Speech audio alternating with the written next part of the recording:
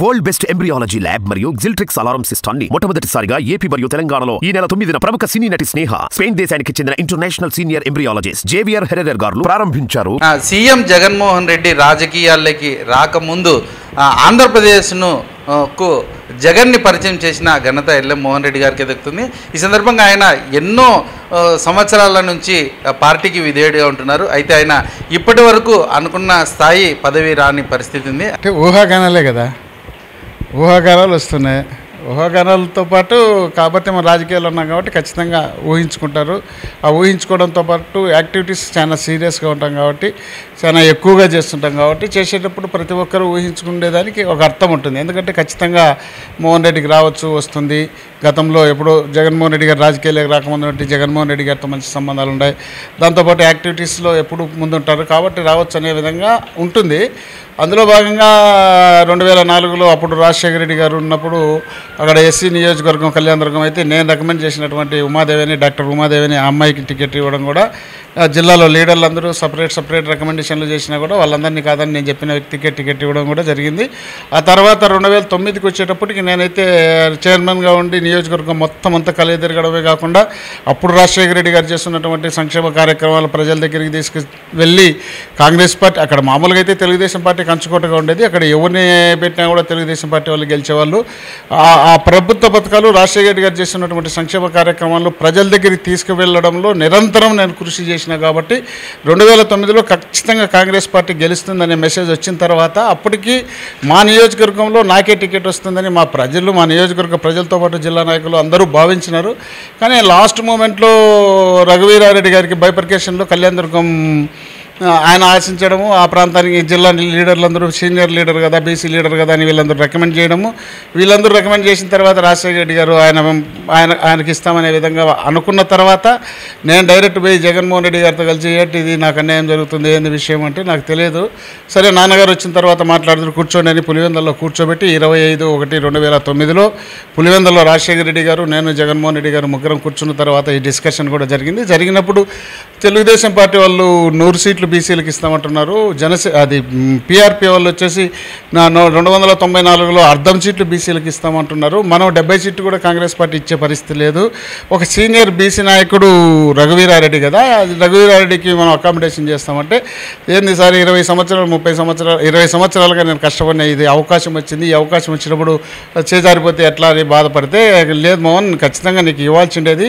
Survey తెప్పించినాను, intelligence report తెప్పించినాను, అన్నీ బాగున్నాయి, ఖచ్చితంగా నేను రావచ్చు. కాకపోతే ఏమంటే అక్కడ బీసీకి అతనికి మనం అకామిడేషన్ చేయాలి. అకామిడేషన్ చేయడంతో పాటు వేరే నియోజకవర్గాలు ఏర్పాటు చేసి అక్కడ ఓడిపోయే పరిస్థితి ఉంటుంది. వాళ్ళు సక్రమంగా పని చేయకపోతే ఓడిపోతారు. కానీ నా క్యాబినెట్లో ఉన్నటువంటి మినిస్టర్ ఓడిపోతే నాకు చెడ్డ పేరు వస్తుంది కేంద్రంలో. కాబట్టి నువ్వైతే ఖచ్చితంగా గెలిపిస్తావనే విధంగా చెప్పడంతో నేను దానికి విధంగా అంతగా రాజశేఖర రెడ్డి గారు చెప్పినప్పుడు మనం కాదనుకుంటే బాగుండదని నేను సపోర్ట్ చేయడం జరిగింది. నేను సపోర్ట్ రఘువీరారెడ్డి గారికి చేసినప్పుడు రఘువీరారెడ్డిని ఓడించమని కొందరు కాంగ్రెస్ నాయకులు కూడా నా దగ్గర పంపించి నాకు రకరకాలుగా ప్రలోభాలు పెట్టాలని చూస్తే నేను రాజశేఖర రెడ్డి గారి కోసం పనిచేస్తున్నా, నా కోసం నేను పనిచేయలేదు. నేను రాజశేఖర రెడ్డి గారికి ద్రోహం చేసే మనిషిగా బతికి వేస్ట్ అనే విధంగా నేను దగ్గరుండి గెలిపించిన తర్వాత రఘువీరారెడ్డి గారు స్వయంగా రాజశేఖర రెడ్డి గారి దగ్గరికి తీసుకెళ్ళి అన్న నా గెలుపుకు కారణం మోహన్ రెడ్డి అని ఆయన చెప్పడం జరిగింది. రాజశేఖర రెడ్డి గారు నాకు తెలుసు రఘు ఇంటెలిజెన్స్ రిపోర్ట్ తెప్పించుకున్నా బాగా చేసినాడని చెప్పడం జరిగింది. తర్వాత రాజశేఖర రెడ్డి గారు చనిపోవడం, ఆ తర్వాత జరిగిన పరిణామాలన్నీ అందరికీ తెలిసిందే. ఆ తర్వాత 2014 వచ్చే లోపల జగన్మోహన్ రెడ్డి గారి మీద అక్రమ కేసులు పెట్టి ఆయన జైలుకు పంపించి రకరకాల ఇబ్బందులు పెట్టిన తర్వాత ఆ టైంలో జగన్మోహన్ రెడ్డి గారికి ఎవరు నిర్ణయిస్తే వాళ్ళు ఉండలేరు. మనం ఎమ్మెల్యే ఏంది, ఆయన ఇన్ని ఇబ్బందులు ఉన్నప్పుడు మనం ఈ టికెట్లు ఆశించడం, ఆయన ఇతరులు డిమాండ్ చేసినట్టు ఇబ్బంది పెట్టేట్టు మనం పెట్టకూడదనే ఉద్దేశంలో భాగంగా నేను సైలెంట్ కావడము. ఆ తర్వాత పరిణామాలు జరిగిన తర్వాత మళ్ళీ పాదయాత్ర ఇవన్నీ జరగడం, వీళ్ళందరూ అక్రమం ఈ కలయికలన్నీ జరిగి జగన్మోహన్ రెడ్డి గారిని ముఖ్యమంత్రి కానికుండా చేయాలనే ఉద్దేశంలో రాష్ట్రంలో అనేక మంది పార్టీలు ఉన్నాయనే ఉద్దేశం నిర్ణయించుకున్న తర్వాత సరే ఒక్కసారి ఆయన సీఎం కావాలా, ఆ సీఎం కావడానికి ఆయన ఎవరిని పెట్టినా కూడా గెలిపించాలనే ఉద్దేశంలో భాగంగా 2019లో ఇక్కడ నేను కళ్యాణదుర్గం చేస్తూ అక్కడ నాకు పెనుగొండ ఇన్ఛార్జ్ ఇచ్చే పెనుగొండ కూడా అక్కడ గెలిపించే కార్యక్రమానికి తీవ్రంగా కృషి చేసి గెలిపించడం జరిగింది. ఆ తర్వాత 2009 నుండి ఈసారి 175 గెలిచాలనుకున్నప్పుడు నేను కూడా ఖచ్చితంగా దానికి సహకరించాలి. నేను కూడా 175లో ఒకరికి కావాలనే ఉద్దేశంలో భాగంగా నేను కూడా ఆశిస్తున్నమాట వాస్తవం.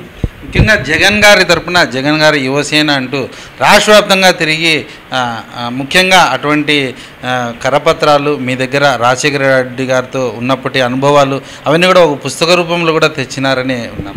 అవి బయోడేటాలు చూసుకుంటే రాష్ట్రంలో నా ఎంత వర్క్ చేసినట్టు, నా ఎంత మెటీరియల్ ఉన్నట్టు, నేను చేసినటువంటి వర్కులు, నేను చేసినటువంటి కార్యక్రమాలు ఏ లీడర్ కూడా చేసి ఉండరు. అంత ఎక్కువ చేసినా చేయడమేమో. అంటే నాకు నిరంతరం రాజకీయాలే తప్ప వేరే పనులు లేవు, వేరే వ్యవహారాలు లేవు, వేరే వ్యాపారాలు ఏం లేవు. కాబట్టి ఉదయం లేస్తే సాయంత్రం వరకు రాజశేఖర రెడ్డి జగన్ అనే కార్యక్రమం మీదనే నేను పనులు చేసినాను. ఇదే విషయం రాజశేఖర రెడ్డి గారు కూడా పులివెందులో ఏదో సందర్భం వచ్చి అడిగితే నువ్వేందయ్యా పోస్టర్లు ఫ్లెక్సీలు బ్రహ్మాండం చేస్తా అంటే నువ్వు బాగా సంపాదించుకున్నా అనుకున్నా అంటే నేనెప్పుడు సార్ తెల్లవారితే రాజశేఖర రెడ్డి, పొద్దుగితే జగన్మోహన్ రెడ్డి ఈ విధంగా చేసి నేనున్నాను. కాబట్టి ఏ లీడర్ దగ్గరికి పోయినా నీకేమయ్యా ఈ జోబులో రాజశేఖర రెడ్డి ఉన్నాడు, ఈ జోబులో జగన్ ఉన్నాడని నాకు ఎవరు ఒక్క పని కూడా చేయలేదు. కాబట్టి నేనేం చేయలేదంటే అరే నాకు తెలియదు, నేను నీకు ఖచ్చితంగా ఏదో ఒకటి చేస్తాను, నువ్వు చాలా కష్టపడినావని చెప్పడం జరిగింది. ఆ మెటీరియల్ వర్క్లు తీసుకుంటే ఈ పని చేసిన వాళ్ళు ఇప్పుడు అన్ని పార్టీలలో ఏ పార్టీలో కూడా నాకన్నా ఎక్కువ పని చేసిన వాళ్ళు ఎవరు ఉండరని నేను అనుకుంటాను. 2009 అప్పుడు రాజశేఖర రెడ్డి గారు మీకు మాట ఇచ్చారు. తర్వాత ఆయన పరిస్థితులు బాగాలేక చనిపోయిన పరిస్థితి. ఇప్పుడు మళ్ళీ ఆ అవకాశం మీకు వచ్చే అవకాశం ఉందనుకుంటున్నారా?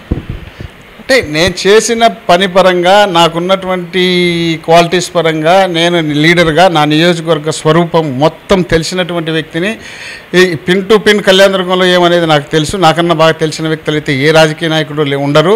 అది ఒకరు కాదు, రఘువీరారెడ్డి గారు, నేను అనంత వెంకటరామరెడ్డి గారు వెళ్ళేటప్పుడు ఒక డిస్కషన్లో రఘువీరారెడ్డి గారే అడగడం జరిగింది. వెంకటరామరెడ్డి నీకు నియోజకవర్గం అంతా తెలుసు అంటే తెలుసు, కానీ బండి ఇస్తే నువ్వు పోతావు, ఆ రూట్లు తెలుసుకొని అని అడిగితే లేదు నేను పోలేను అన్నాడు. ఆయనే చెప్పడం జరిగింది, మోహన్ రెడ్డి కళ్యాణదుర్గంలో మొత్తం ఏ రూట్ అయినా పోతాడు, మడకశిరలో నేను పోతానని చెప్పి ఆయన బండ్లు ఒక సంభాషణలో డిస్కషన్లో వచ్చింది. అట్లా నాకు నియోజకవర్గం అంతా తెలుసు, ఆ సమస్యలన్నీ తెలుసు, మనుషులందరూ తెలుసు, అన్ని కులాలు అన్ని ప్రాంతాలు నాకు సొంత మనుషుల్లాగా ఉంటారు.